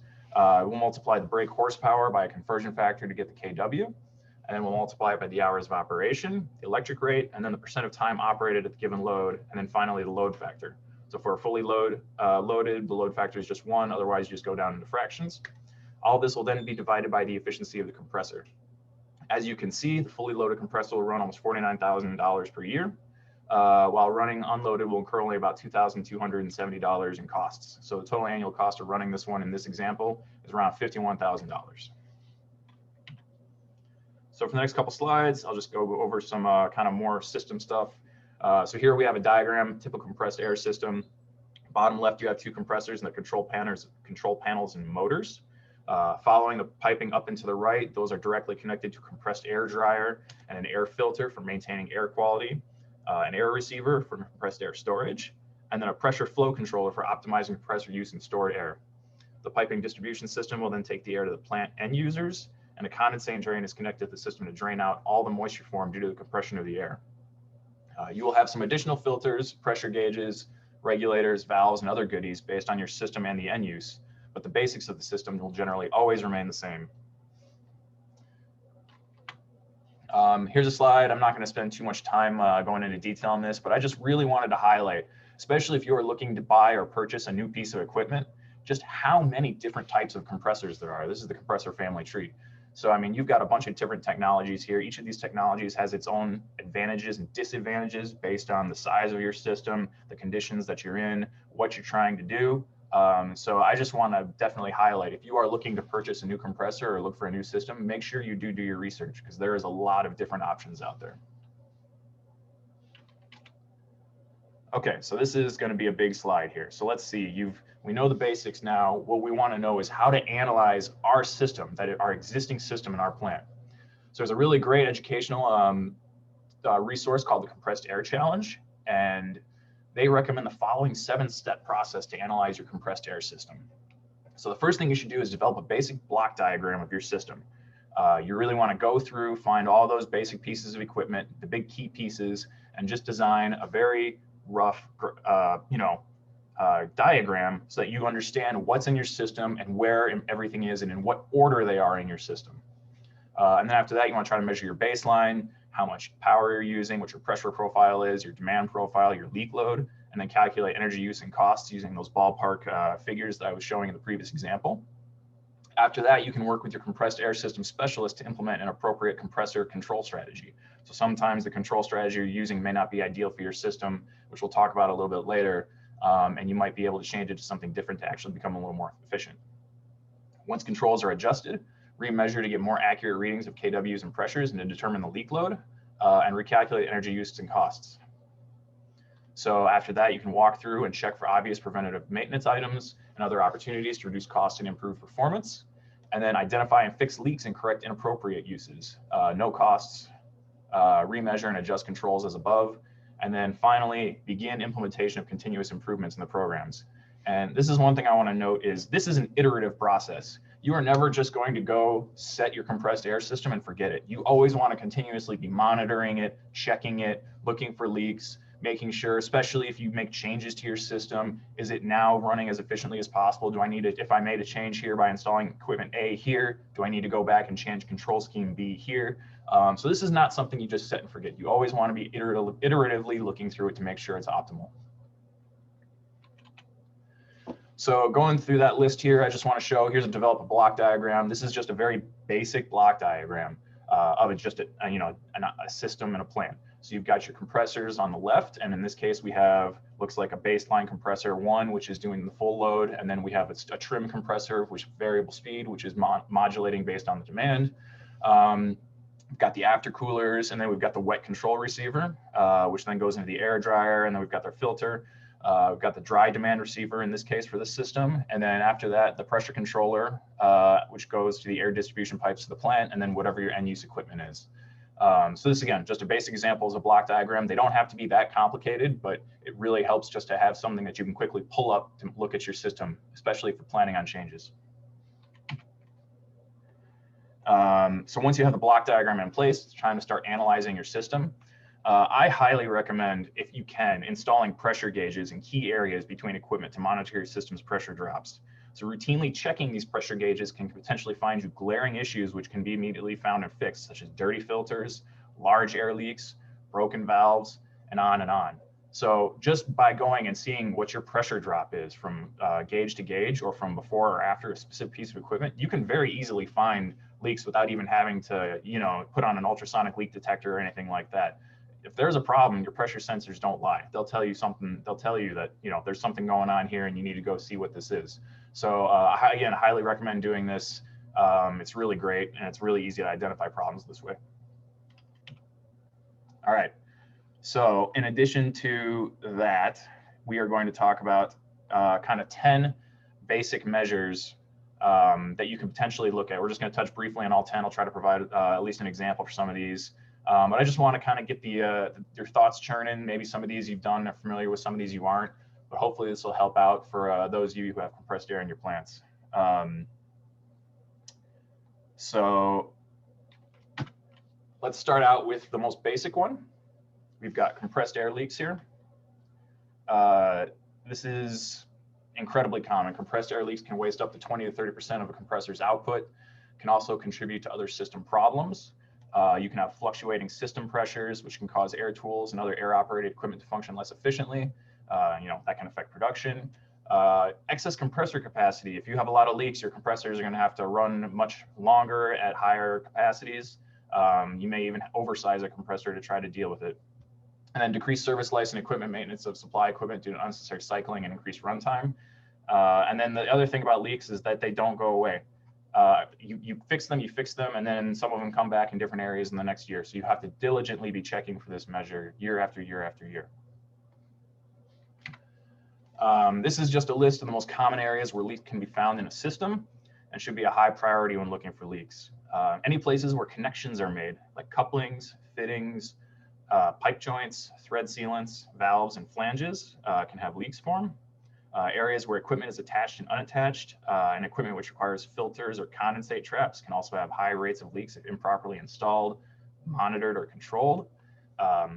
It is also strongly recommended to implement a routine leak check maintenance detection program. I know I just mentioned this, the iterative process. This is part of it, is try to have a maintenance detection program where you have people walking around the floor during periods where equipment isn't running, such as at nights if you don't work nights, weekends if you don't work weekends. Or even, you know, if you can just have somebody quickly walk through on a holiday off day if you're doing maintenance or something like that.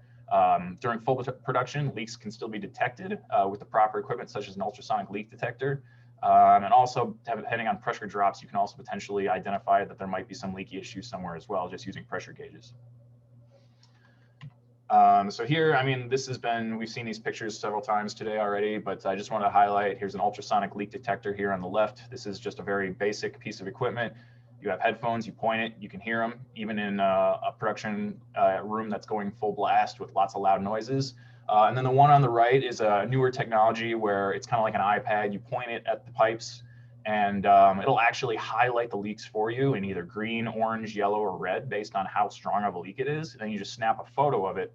And you right there can go back and look at the photos. You know exactly where the leak is because you have a photo of it. You can go fix it. This one's pretty cool. This technology is still relatively new. It's very expensive.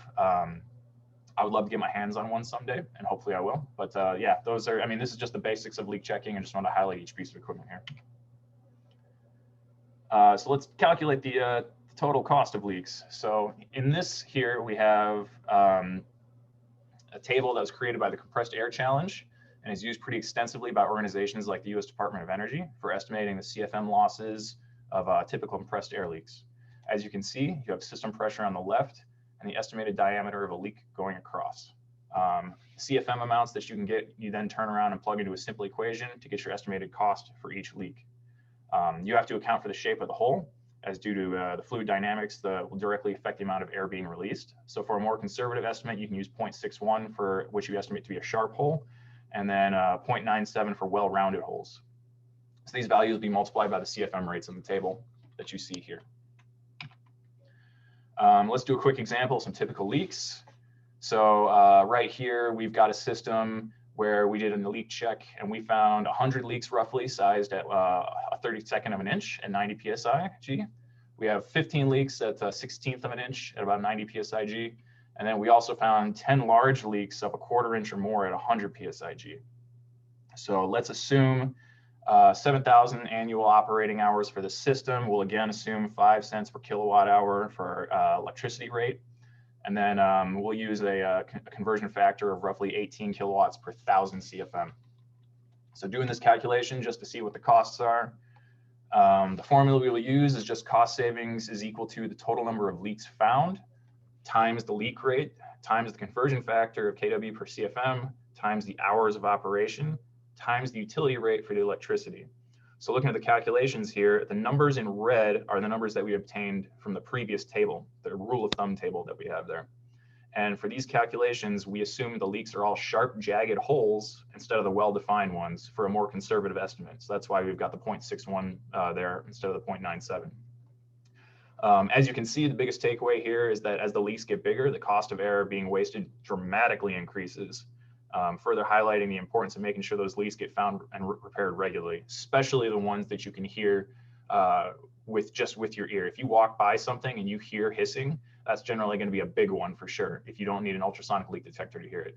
So those are the ones you want to get on right away if possible. And for this, it's just a total savings of $57,000 a year just for fixing these leaks. So that's quite a bit of pocket change. Next measure here that we're going to move on to is compressed air storage. So installing and optimizing compressed air storage is used to help the system meet its peak demand needs and maintain system pressure without starting additional compressors. This depends entirely on air demand patterns, air quantity and quality required, and the compressor controls being used.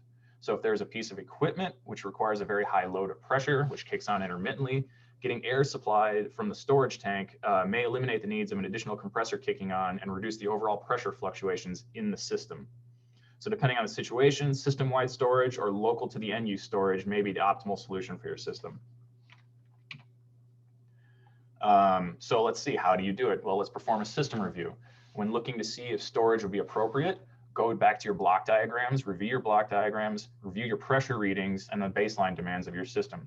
Try to identify the runtime of all large air users that you have in the plant. Is it possible an intermittent demand could be even supplied not by just storage, but a separate smaller compressor to reduce fluctuations in the overall system? Are your compressors kicking on and off repeatedly just due to the fluctuating demand costs or demand profiles? This is definitely one of those measures that is not one size fits all and will depend on the unique parameters of each plant. So you need to just check out your system. You need to know your system, and you'll have to figure out specifically with some engineering work how well this will be, how much of an effect this could potentially have. Just another example here, visual examples of what I went over. So the top diagram shows some storage installed to handle some system-wide fluctuations with a large storage receiver there before the pressure controller. The pressure flow controller is installed to also help with this and help control the compressors at the same time. And the second example on the bottom just shows a storage tank being installed right next to an end use. So the smaller tank can control the storage is being done just by a couple of valves.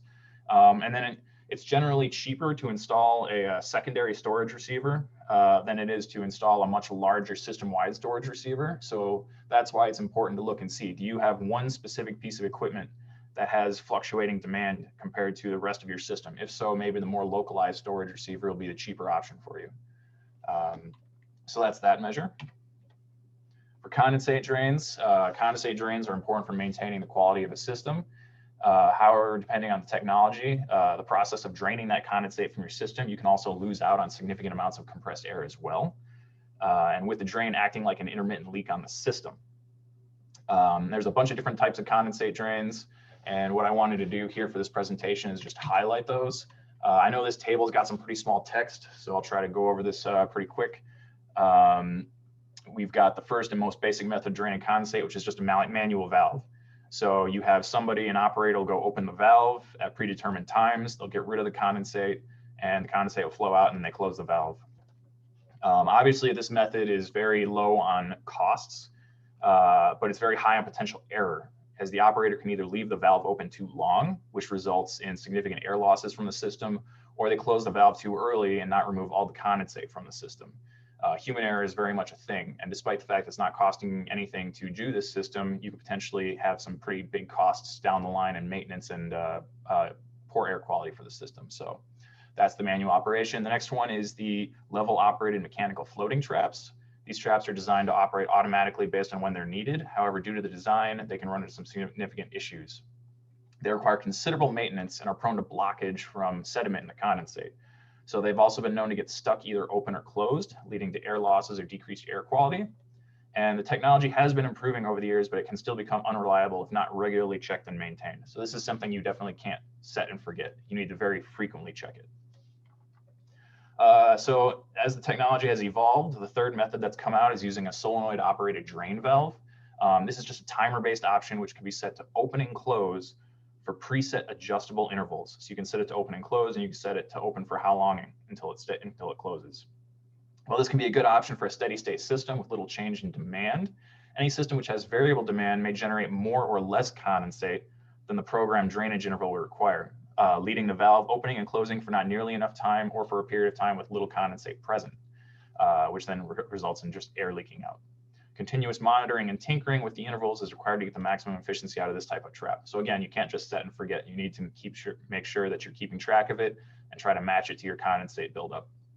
And then finally, zero loss traps are designed to monitor the levels of condensate and automatically drain the system until it reaches a preset low point. This wastes no air in excess draining, and unlike the level operated mechanical float traps, is considered a much more reliable technology. The reservoir, however, still needs to be drained often to prevent the accumulation of contaminants. So this is one of those things with condensate traps, is you always got to continue to check them. And this is just, I've got a picture. Here's a zero loss condensate trap. This is one of our easy measures that we potentially do. The great thing about zero loss traps is they're relatively inexpensive. They usually pay back in roughly a year, and they frequently have incentives available from local utilities to reduce the upfront cost. And this is a great measure, it's a great low cost measure, and it also ensures the quality of your air for your process. So there's also additional savings kind of in maintenance and product quality for your system as well. So this is definitely something to consider. The economics usually look pretty good if it fits your system. Another one, I know we've talked about it some in previous presentations, but I want to highlight it a little bit more. Excuse me. So the next area is if you have appropriate end uses for your compressed air. So compressed air generation is very expensive, and any end use which can be done by a method other than compressed air will almost always be considerably cheaper to operate. This is just a very simple example here. If you have an air motor, a 1 horsepower air motor, you replace it with a 1 horsepower electric motor, it'll use 5 to 6 times less energy to operate the same task.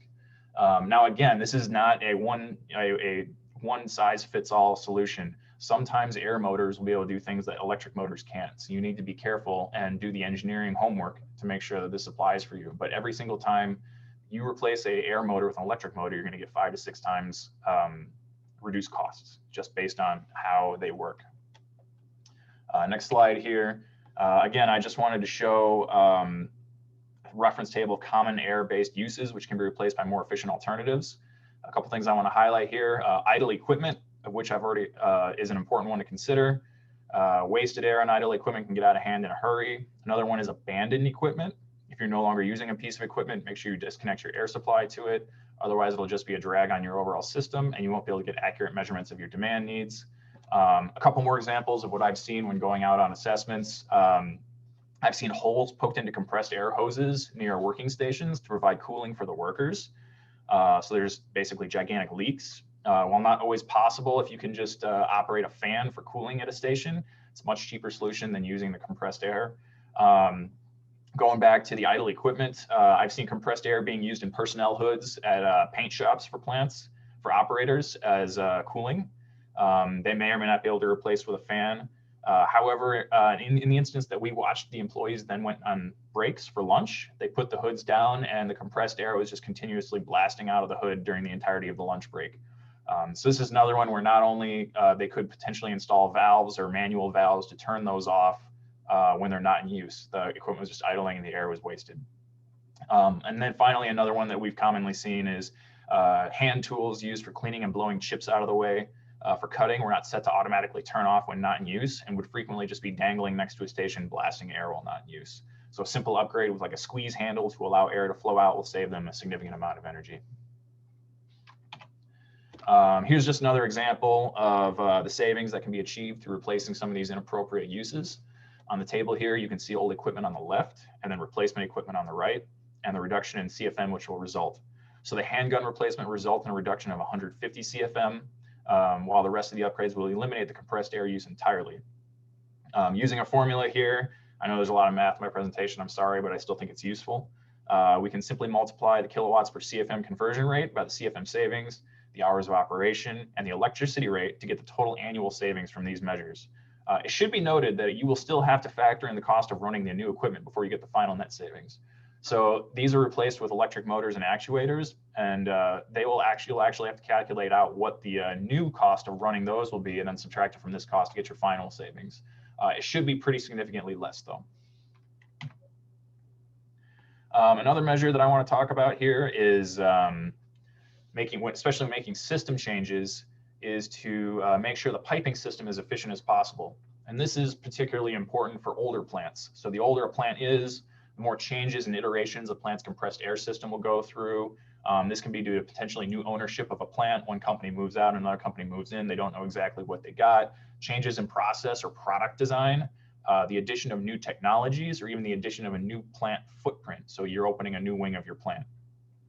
While this is not easy, try to maintain a good understanding of the piping layout throughout a plant. If possible, make some basic diagrams showing where everything is going and try to trace and confirm them every time changes are made to the overall system. So like I said, again, this is always an iterative process. When you're making changes, when you're putting in new equipment, where is it going? What's coming out? Do you still have stuff that's actually being used? And so on and so forth. So here's just a couple examples that of more what I'm talking about. Evaluate and eliminate unnecessary elbows, T-intersections, and valves in a system. Each of these has a higher probability of springing a leak than a standard line of piping. So anytime you have curves, corners, openings, they're always going to potentially be more leaky than just a straight line of pipe. And many times these are often just left over when equipment is moved or removed from a system. So you remove the equipment, but the valve to it isn't removed or replaced. Make sure valves to areas where there is no longer process occurring are closed so that excess piping isn't being pressurized. This frequently happens when a process is moved to another area or a portion of the plant is shut down due to economic turndown, or to be turned into a warehouse space or something like that. So we definitely went to one plant where we found that they were pressurizing an entire empty area of the plant.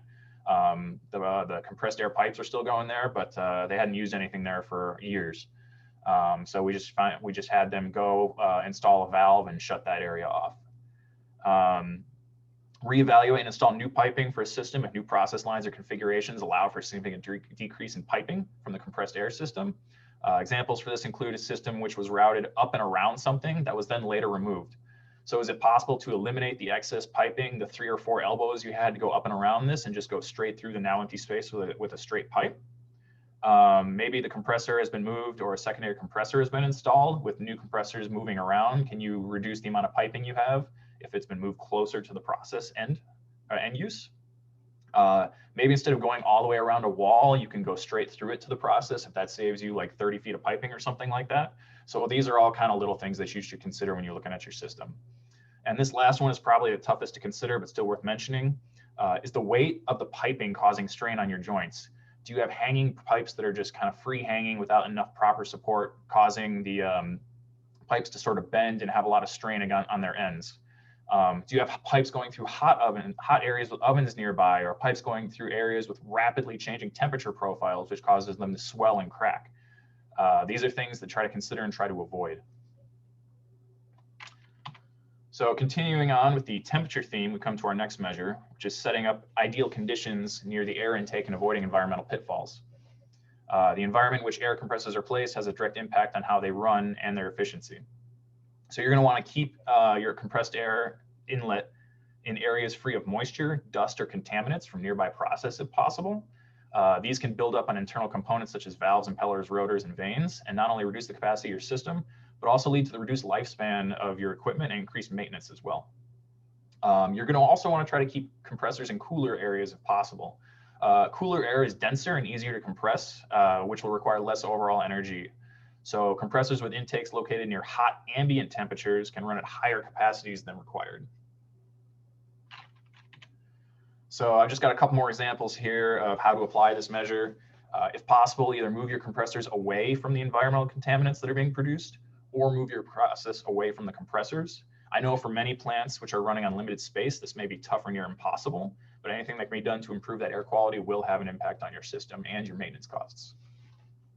Another measure which can be done is to directly duct outdoor air to the compressor intake. This avoids any environmental contaminants from nearby in the plant, while also leading to reduced air costs during the winter due to cold outdoor air requiring less compression. This measure is especially viable if your compressor is right next to an exterior wall. It's just a little bit of ducting, cutting a hole in the wall, making sure everything is good. A couple points of warning here. Some engineering will be required for this, as you have to make sure your static pressure going into the intake from the ducts is where it needs to be. You may need to install a fan on your duct from the outside. And then with outdoor air, there's a possibility of dealing with high humidity. So making sure your dryer system is at a capacity that's capable to handle any additional humidity will be important. Which is a nice segue into our next measure, which is the compressed air dryers. So I'm not going to talk into detail too much on this, just because dryer technology can really get down into the weeds. But dryers are an absolute must for a system to prevent damp and dirty air. Wet air can directly impact process quality and integrity, and can also cause rust, pitting, and frozen pipes during cold conditions. We actually visited a plant in the last year and a half where they did not have any drying. And so they had also had a lot of their system going outside between buildings, which in the Chicago winter meant that they ran their system 24/7 year round, because if they didn't, the pipes would freeze during the winter. So we got them to install a dryer, and they had a ton of savings where they were able to finally throttle down their system some. There are several different technologies of dryer, each one having advantages and disadvantages for the situation at hand. Pay attention to the kW per CFM rating, pressure dew point, and ambient temperature ratings for these. So choosing the wrong technology for a system can potentially lead to ongoing problems, as the system can't quite handle the amount of water vapor in there during operation. I just want to give 3 quick examples of the different types of compressed air dryers. As you can see, the twin tower on the bottom has the highest power requirement. makes up for it with the pressure dew point of -40, which gives you the most kind of space to work with. However, if your system doesn't need to reach that level of pressure dew point, one of the above systems may be a better fit and will be cheaper to run overall. So again, just do your homework, do your engineering, see what the requirements are of your system, see what your ambient temperatures are and all that, and find the dryer that best suits your system. Another important part of optimizing a system is how it's controlled and what type of scheme is needed. From a simple one compressor system all the way to complicated multi-compressor systems with system-wide and local storage and variable pressure end users, the wrong control scheme can quickly decrease system efficiency and raise costs. Control schemes will be very dependent on pressure load, the equipment involved, and the variability of equipment use. I'm just going to quickly go over some basic control schemes in the next slides, along with ideally when to use them. But again, this is very much one that's not, this is very much one that's not one size fits all for a plant. You're going to have to figure out exactly for yourself how your plant operates and runs to get the ideal control scheme here. So let's start with simple systems, single compressor control schemes. But most often you're going to see either start-stop or load and unload control schemes. A start-stop scheme is designed to turn the system on just based on a set pressure requirement which gets triggered. So when your system's pressure goes below 100 PSI, compressor kicks on to get it back up over that.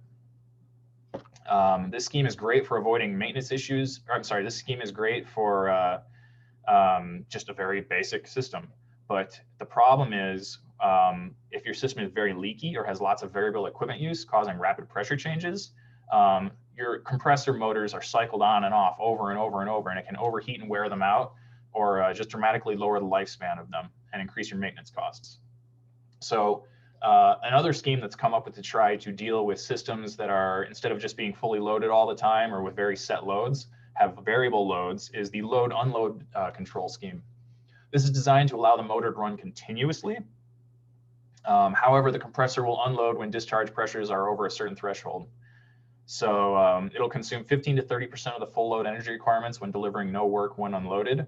The advantage of this is you're not dealing with a lot of motor cycling compared to the start-stop. The disadvantages of this is when you're unloaded, you're still using energy. So it's important to kind of see what the balance is with your system between which of these to use. For multi-compressor control schemes, they can be very complicated, and it's imperative to have one that keeps everything on the same page and optimizes compressor use. Frequently, you'll see a main or lead compressor, which will be the workhorse of a system and remain on at full load to maintain a baseline pressure for the system. And then you'll ideally have a second compressor that's fit with a variable speed drive, which will then be controlled as the trim compressor to match the pressure demand as needed by the variable cycles of the system. Secondary compressors further down the line can also do this for specific applications that require high pressure or CFM needs. So again, this is something you'll use a pressure regulator. You just want to make sure that all your compressors and your system is on the same page and operating ideally. So you've gone through, you've got your control scheme set up, you've got potentially new high efficiency compressors put in, you fixed all your leaks. What else can we do? Well, a no cost measure is potentially to reduce your pressure set point. This premise is that if you make significant changes to your system, like I said, the energy efficiency upgrades, or you eliminate an end use for the air, maybe have one less piece of equipment that's using air, it's possible that your pressure set point is now too high and can just be reduced. This will net you both energy savings and demand savings over the course of a year. So lower pressure generally reduces the stress on components and causes less leaks. So there's also those advantages. And implementing this measure may require some trial and error with pressure incrementally being dropped to make sure the system can still handle the load. And this is in particular where those pressure gauges that you install come in handy. Because as you lower the pressure, the set point for the pressure of your system, you can go check those gauges to make sure that you're still getting the pressure that you need ideally to each of those end uses of equipment. And then you'll just make notes and continue to do it until you hit your optimal pressure. And then last but not least, we have heat recovery. So if we remember back to the beginning, when I showed this figure, 80% of the energy input is just lost to heat compression. So as much as 93% of the electrical energy is converted into heat. And if you include heat losses to friction produced by motors and drives. A lot of this heat is available to be captured and potentially reused elsewhere in the plant by heating either air or water. As a rule, approximately 50,000 BTU per hour of energy is available for each 100 CFM of capacity at full load. So here's some examples of what you can do with the waste heat from a compressed air system. A very common one I've seen is using the exhaust heat to space heat a nearby room or area. This can be done with some simple ductwork, filters, and fans. I went to one plant where they literally just knocked a hole in the wall so that the heat from the compressor room would come out. Other uses for the hot air can be for drying, preheating burner air, process heating, or heating makeup ventilation air.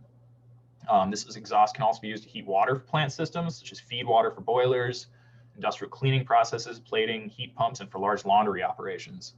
All these will require some engineering work, some heat exchangers, and most likely a nearby application. So the further away the application for heat is, probably the less economic it's going to be. But there are some significant savings available here, and you are paying for that wasted heat. So here's just a quick diagram of a space heating application for the exhaust air for the compressor. During the summer, exhaust is ducted outside the plant, and then in the winter, you just have some louvers and your ducts change, and that heat is rejected into the adjacent areas to reduce on gas heating. I can see that I'm almost running out of time here, I'm guessing. So what I'll do is I'll just run through this case study and I'll finish. This is just a Tennessee facility that was experiencing excess downtime due to chronic failure of the compressed air system. So not only were they losing out on energy costs, they were losing out on product and downtime losses for their system. They completed an assessment of the system and found the following costs: $45,000 in annual operating costs, $1,200 in maintenance, $7,900 to maintain a nitrogen backup, and almost $8,000 in annual repair costs, for a total annual cost of around $62,000. They implemented a strategy to improve the system in 3 phases: installed a brand new compressor and a brand new receiver. The existing compressor was repaired and installed as a backup. They installed additional receiver and new piping to eliminate a large amount of excess piping which was present in the system. And they closed down some additional piping and some wings that weren't being used. And then they developed and implemented a leak detection and repair program and a reduced system pressure. So all of those things you can see here on the chart resulted in pretty significant savings. They were able to save, looks like $22,000 for the new compressor. They completely eliminated the nitrogen backup. So that was $8,000 a year that they no longer had to pay, which is great. And then their annual leak detection and repair program had a cost savings of $9,100. And if they continue to implement it, it would continue to find leaks and save them money over the course of time. So the simple payback of this, if you combine everything at once, was less than a year, which was really great for this plant. Last but not least here, just want to highlight some resources. I know Nebraska's already talked about the fact sheets that the US DOE has. I highly recommend taking a look at those. The US Better Building Sourcebook for improving compressed air system performance is a really great tool and resource as well. I highlighted the Compressed Air Challenge a couple times. They're a great resource. They do trainings all around the country, all year round. They're day-long trainings. They really get into the weeds of some systems. It's pretty cool. You can ask them questions about your specific systems. And then again, the US DOE Industrial Assessment Centers. We will come out, and while we cannot do a full compressed air out of your system, we can certainly come out and we'll look at things. We'll install some sensors, and we'll be able to help you sort of analyze your system at no cost to you. So my last 2 slides are stuff I think that Nebraska, for the most part, has already gone over. So with that, I'm just going to put my contact information up here and see if there's any questions. Okay, Patrick, thank you very much. If you have any questions for Patrick, please put them in the question and answer to end the webinar. And if you have questions for any of the other programs, put them in the question and answer as well. To end the webinar, I will say most of the presentations today were assistance programs for larger business. If you are a small business with under 100 employees, the Iowa Waste Reduction Center can provide basic energy assessments at your facility, looking at compressed air and lighting analysis. And again, that's for very small businesses. I am not seeing any questions in the question and answer function right now. So I thank our speakers, and I hope you found the webinar educational and look for notifications on future energy assistance webinars from the IWRC. We will be posting the slides on the IWRC website in a couple of days, and please complete the evaluation that you get later today or tomorrow regarding the webinar. It really does help us determine next webinars and what we can do better to provide information to you and to assist you in your energy needs. I'd like to thank everyone again today. And this will, again, I have no questions in the question box. So this will conclude the webinar. And again, one final thanks for the speakers, and everyone stay well. Till next time.